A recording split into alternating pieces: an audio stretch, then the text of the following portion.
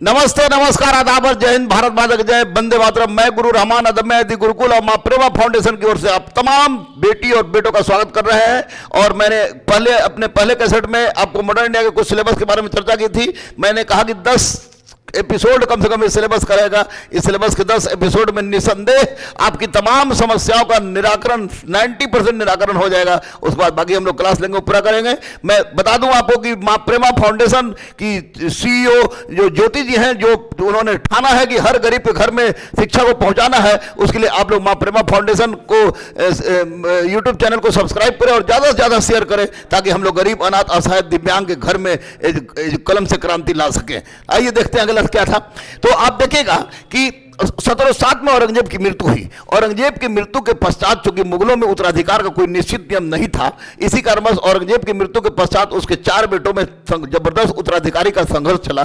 इस उत्तराधिकारी के संघर्ष में मुअज्जम, जो 67 साल का था, बहादुर शाह प्रथम के नाम से गद्दी पर बैठा। इसे साहिब खबर के नाम से भी जाना जाता है। बहादुर शाह प्रथम की सबसे बड़ी विशेषता थी कि उसने औरंगजेब के द्वारा प्रतिपादित उन तमाम नीतियों को, जिन नीतियों के कारण बस किसी भी तरह के संदेह की बातें चल रही थी और तनाव उत्पन्न हो रहा था, उसे समाप्त किया। और 1712 में बहादुर शाह प्रथम की मृत्यु हुई। इसी उसके मृत्यु के पश्चात पूरा मुगल प्रशासनिक व्यवस्था 4 गुट में, ईरानी यानी सिया गुट, तुर्रानी यानी सुन्नी गुट, अफगानी यानी अफगानिस्तान गुट और हिंदुस्तानी मतलब हिंदुस्तान के गुट उभर कर आया। और इसी ईरानी गुट के जुल्फिकार खान की सहायता से जहांदार शाह को 1712 में गद्दी पर बैठाया गया। जहांदार शाह को लंपट मूर्ख के नाम से जाना जाता है। यह लाल कुंवर नामक बेस्या से प्रेम करता था। 1712-1713 तक रहा। इसको एक वजीर के द्वारा अपदस्थ कर दिया गया और तब हिंदुस्तानी गुट उभर कर सामने आया। और हिंदुस्तानी गुट उभर कर सामने आया जिसमें आपको जहांदार के पश्चात आपको गद्दी पर बैठाया गया। आपको 2 अयोग्य शासक थे, रफीउद्दौला और फर्रुखसियर जब गद्दी पर बैठा तो फर्रुखसियर के शासनकाल में आप देखिएगा कि ईस्ट इंडिया कंपनी को पहली बार व्यापारिक एकाधिकार दिया गया। बंगाल, बिहार, उड़ीसा में मुफ्त व्यापार का एकाधिकार दिया गया, जिसे Magna carta of the company के नाम से जाना जाता है, जिसे फर्रुखसियर के फरमान के नाम से जाना जाता है। फर्रुखसियर के पश्चात रफीउद्दौला जैसे अयोग्य शासक गद्दी पर बैठे। एक की मृत्यु टीबी से हो गई, दूसरे की मृत्यु हैजा से हो गई। तब मोहम्मद शाह रंगीला गद्दी पर बैठा। मोहम्मद शाह को रंगीला इसलिए कहा जाता है कि नाच गाना, शराब और शबाब में वह मस्त रहता था, इसी कारण उसे रंगीला के नाम से जाना जाता है। इसके शासनकाल में प्रशासनिक अव्यवस्था इतनी तेजी से बढ़ी कि ईरानी, अफगानी, तुर्रानी और हिंदुस्तानी चारों गुटों में जबरदस्त तनाव की स्थिति उत्पन्न हुई। और इसी तनाव का लाभ उठाते हुए अनेक छोटे छोटे राज्य स्थापित होने लगे। इसी बीच में 1739 में आपको ईरान के नेपोलियन के नाम से विख्यात आपको नादिर शाह ने भारत पर आक्रमण किया, जो तख्त ताउस, मयूर सिंहासन और कोहिनूर हीरा अपने साथ ले गया। आपको यह पता होगा कि तख्त ताउस यानी मयूर सिंहासन पर बैठने वाला प्रथम बादशाह शाहजहां था और अंतिम बादशाह मोहम्मद शाह था, जो और नादिर शाह ने कोहिनूर हीरा मोहम्मद शाह रंगीला से ही छीना था। मोहम्मद शाह रंगीला के शासनकाल में 1707 में मुर्शीद कुली खान के नेतृत्व में आपको बंगाल स्वतंत्र हो गया था। कर्नाटक सदातुल्ला खान के नेतृत्व में 1720 में स्वतंत्र हो गया।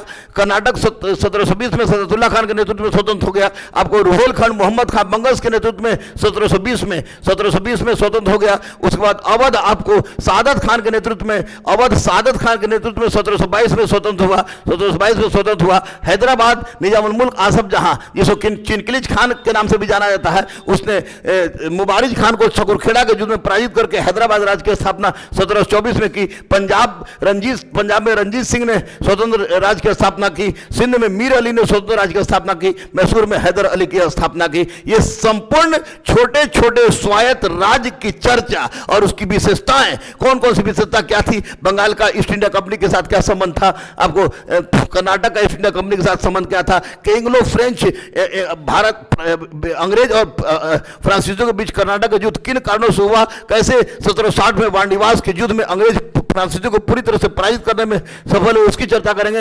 रुहेलखंड को किस तरह समाप्त किया गया, अवध का ईस्ट इंडिया कंपनी के साथ क्या संबंध था, हैदराबाद का ईस्ट इंडिया कंपनी के साथ क्या संबंध था, पंजाब के रंजीत सिंह और ईस्ट इंडिया कंपनी के बीच में क्या संबंध था, क्या था अमृतसर की संधि 1809 में, और इसकी बारे में चर्चा करेंगे। उसके बाद सिंध की चर्चा करेंगे, मैसूर में हैदर अली और टीपू सुल्तान की चर्चा करेंगे। और तत्पश्चात हम लोग आगे बढ़ेंगे और तब देखेंगे 1765 से लेकर 1772 तक जो द्वैत शासन जो लॉर्ड क्लाइव के द्वारा लगाया गया था, इस 7 साल में द्वैत शासन का स्पष्ट था कि राजस्व वसूली यानी दीवानी का अधिकार ईस्ट इंडिया कंपनी के पास और प्रशासनिक अधिकार बंगाल के नवाब के पास था। लेकिन इन 7 साल में ईस्ट इंडिया कंपनी ने जो लूट खसोट की नीति अपनाई उससे प्रशासनिक व्यवस्था अस्त व्यस्त हो गई। यही कारण है कि 1772 में वारेन हेस्टिंग्स को भेजा गया। वारेन हेस्टिंग्स एकमात्र गवर्नर जनरल था जो कि अरबी भी जानता था, संस्कृत भी जानता था, फारसी भी जानता था, अंग्रेज का औलाद था, अंग्रेज जानेगा ही। इसी का 1772 में उसने बंगाल के अंतिम नवाब मुबारकउद्दौला को हटाकर उसने ईस्ट इंडिया कंपनी के हाथ में प्रशासनिक अधिकार भी दे दिया। 1772 से लेकर 1857 तक ईस्ट इंडिया कंपनी के हाथ में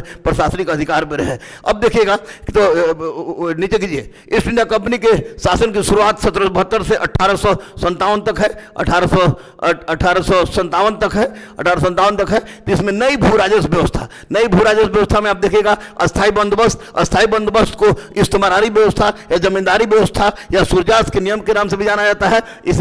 इसका प्रतिपादन 1793 में लॉर्ड कॉर्नवालिस एवं जॉन सोर के द्वारा किया गया था। इसमें भूमि का मालिक जमींदार को माना गया था। इसके तहत भारत के 19% क्षेत्र पर यह व्यवस्था लागू की गई थी, जिसमें 10/11 भाग ईस्ट इंडिया कंपनी को मिलता था, 1/11 भाग जमींदार को मिलता था। जो जमींदार जो सबसे ज्यादा बोली लगाता था उसे जमीन का पट्टा दे दिया जाता था। यह जमींदारी व्यवस्था थी। महलबाड़ी व्यवस्था 1820 में हॉल्ट मैकेंजी के द्वारा मध्य भारत, पंजाब और उत्तर प्रदेश के कुछ क्षेत्रों में लागू किया गया, जबकि रैयतवारी व्यवस्था आपको 1830 में रीड मुनरो के से लागू किया गया। सबसे पहले 1830 में मद्रास के 12 महल जिले में आपको रैयतवारी व्यवस्था लागू किया गया था। रैयतवारी व्यवस्था के अंतर्गत रैयत का प्रत्यक्ष संबंध ईस्ट इंडिया कंपनी के साथ जोड़ दिया गया। महलवाड़ी व्यवस्था में महाल का पूरे गांव का संबंध ईस्ट इंडिया कंपनी के साथ जोड़ दिया गया, जबकि जमींदारी व्यवस्था के अंतर्गत जमींदार को भूमि का स्वामी मानकर जमींदार को ईस्ट इंडिया कंपनी के प्रति उत्तरदायित्व माना गया।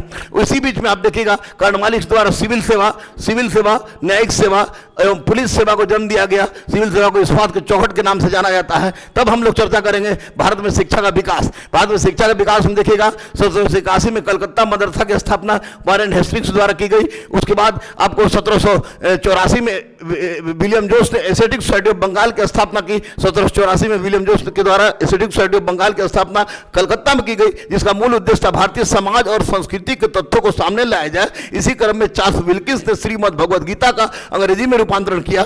आपको विलियम जोन्स ने कालिदास की रचना अभिज्ञान शकुंतलम का अंग्रेजी में रूपांतरण किया। विलियम जोन्स ने ही आपको नारायण पंडित की रचना हितोपदेश का अंग्रेजी में अनुवाद किया। और विलियम जोन्स ने ही मनुस्मृति का कोड ऑफ जेंटल लॉ या कोड ऑफ हिंदू लॉ के नाम से अंग्रेजी में अनुवाद किया। तब आपको देखिएगा कि 1792 या 91 या 92 में जोनाथन डंकन के द्वारा बनारस संस्कृत स्कूल की स्थापना की गई। तब 1835 में आया आपको मैकाले मैन्यूट के समय governor general Lord William Bentinck था। लॉर्ड विलियम बेंटिक के समक्ष मैकाले ने एक परिपत्र प्रस्तुत किया और उसने कहा कि भारत और अरब से संबंधित संपूर्ण ग्रंथों को एक साथ करके मिला दिया जाए और उसकी तुलना किया जाए तो लंदन के लाइब्रेरी के कोने में रखे हुए एक अलमारी की एक किताब के बराबर भी नहीं है। परिणाम स्वरूप 1835 में भारत में दी जाने वाली शिक्षा के माध्यम और भाषा आपको अंग्रेजी मान ली गई। यही कारण है मेरे बच्चों कि मैकाले को अंग्रेजी शिक्षा का जन्मदाता और चार्ल्स ग्रांट को आधुनिक शिक्षा का जन्मदाता कहा जाता है। उसके पश्चात 1854 में वुड डिस्पैच आया। वुड डिस्पैच को Magna carta of the company के नाम से जाना जाता है क्योंकि पहली बार इसमें 100 अनुच्छेद थे। 1855 में लोक शिक्षा विभाग की स्थापना की गई। 1857 में कलकत्ता, बंबई, मद्रास विश्वविद्यालय की स्थापना वुड डिस्पैच की अनुशंसा पर हुई। और वुड डिस्पैच में कौन सी प्रगति हुई उसको लेकर 1882 में हंटर कमीशन आया जिसमें प्राथमिक शिक्षा पर जोर दिया गया। 1900 में शिक्षा पर कर्जन द्वारा शिमला में सम्मेलन बुलाया गया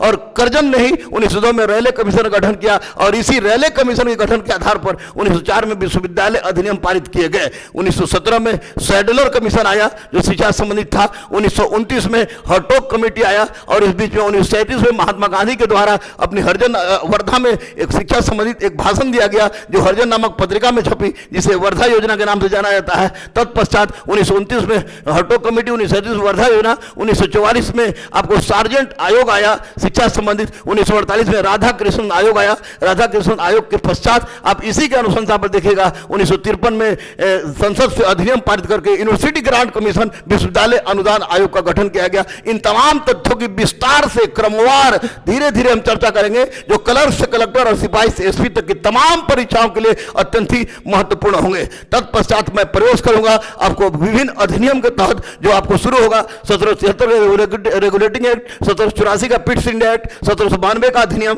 1813 का चार्टर एक्ट, 1833 का चार्टर एक्ट, 1833 का चार्टर एक्ट, 1853 का चार्टर एक्ट, 1858 का एक्ट एवं घोषणा, 1861 का अधिनियम, 1892 का अधिनियम, 1909 का मॉर्ले मिंटो रिफॉर्म्स, 1909 का मॉर्ले मिंटो रिफॉर्म्स, 1909 का मॉर्ले मिंटो रिफॉर्म्स, 1919 का मार्टेंग्यू चेम्सफोर्ड सुधार, 1935 का भारत शासन अधिनियम, 1940 में लिंथिको प्रस्ताव, जिसको अगस्त प्रस्ताव के नाम से भी जाना जाता है, 1942 में क्रिप्स मिशन, 1944 में आपको सी राजगोपालचारी योजना, 1944 में वेबेल प्लान, 1945 में शिमला सम्मेलन और 1946 में कैबिनेट मिशन, और 1946 में कैबिनेट मिशन के पश्चात संविधान सभा गठन की बात होगी। और 1947 में मैं चर्चा करूंगा माउंटबेटन योजना की, जिसके तहत भारत का विभाजन होता है। 14 अगस्त 1900 पाकिस्तान अधिराज का जन्म होता है और 15 अगस्त भारत अधिराज का जन्म हुआ, और मोहम्मद अली जिन्ना पाकिस्तान का प्रथम गवर्नर बना, जबकि लियाकत अली खान पाकिस्तान का प्रथम प्रधानमंत्री बना। 15 अगस्त 1947 को भारत आजाद हुआ, पंडित जवाहरलाल नेहरू भारत के प्रथम प्रधानमंत्री बने, और लॉर्ड माउंटबेटन को स्वतंत्र भारत का प्रथम अंग्रेज गवर्नर जनरल बनाया गया। 1948 में सी राजगोपालचारी, जो मद्रास प्रांत के प्रीमियर प्रधानमंत्री और मुख्यमंत्री थे, उन्हें आपको गवर्नर जनरल बनाया गया, गवर्नर जनरल बनाया गया, जो कि भारत के प्रथम भारतीय गवर्नर जनरल थे। 26 नवंबर 1949 को भारतीय संविधान को किया गया अंगीकृत, और 26 जनवरी 1950 को भारतीय संविधान को किया गया लागू। इसी बीच में 1948 को आप देखिएगा कि आपको मोहम्मद अली जिन्ना की मृत्यु ब्लड कैंसर से हो गई। लियाकत अली खान को एक अफगान हामिद खान के द्वारा मार दिया गया। 1948 में महात्मा गांधी की हत्या नाथूराम गोडसे के द्वारा कर दी गई। 1948 में और भारतीय संविधान के लागू होने के पश्चात भारत को गणतंत्र घोषित किया गया, और डॉक्टर राजेंद्र प्रसाद को भारत का प्रथम राष्ट्रपति घोषित किया गया। इन तमाम अधिनियम के अंदर विद्यमान तमाम तथ्य, तमाम फैक्ट्स को हम आपके सामने प्रस्तुत करेंगे। फिलहाल लेते हैं ब्रेक। तीसरे कैसेट का में हम आएंगे उसके आगे के चरणों के साथ। आप तनिक भी चिंता मत कीजिएगा, मैं केवल सिलेबस का डिस्कशन कर रहा हूं। सिलेबस डिस्कशन करने के पश्चात इसकी विस्तार से हम व्याख्या करेंगे, जो क्लर्क से कलेक्टर, सिपाही से एसपी तक की तमाम परीक्षाओं के लिए नितांत आवश्यक होगा। मैं फिर से आपको दोहरा दूं कि अदम्य गुरुकुल और मां प्रेमा फाउंडेशन दोनों ने मिलकर जो बीड़ा उठाया है कि हर घर में क्रम से क्रांति लाना है, हर गरीब अनाथ असहाय दिव्यांग को शिक्षा के प्रति ज्योत जलाकर ज्योति जी का जो प्रयास है, उस प्रयास की कोटि कोटि सराहना मैं कर रहा हूं। और मैं कह रहा हूं कि आपको रहमान एम सिविल सर्विस यूट्यूब चैनल तथा मां प्रेमा फाउंडेशन यूट्यूब चैनल को ज्यादा से ज्यादा सब्सक्राइब करें और ज्यादा से ज्यादा शेयर करें, अगर आप चाहते हैं कि गरीब अनाथ असहाय दिव्यांग के घर में हम लोग शिक्षा से प्रकाश ला सके। फिलहाल लेते हैं ब्रेक। मैं गुरु रहमान, अदम्य गुरुकुल और मां प्रेमा फाउंडेशन की ओर से नमस्ते, नमस्कार, जय हिंद, भारत माता की जय, वंदे मातरम, वंदे मातरम, वंदे मातरम।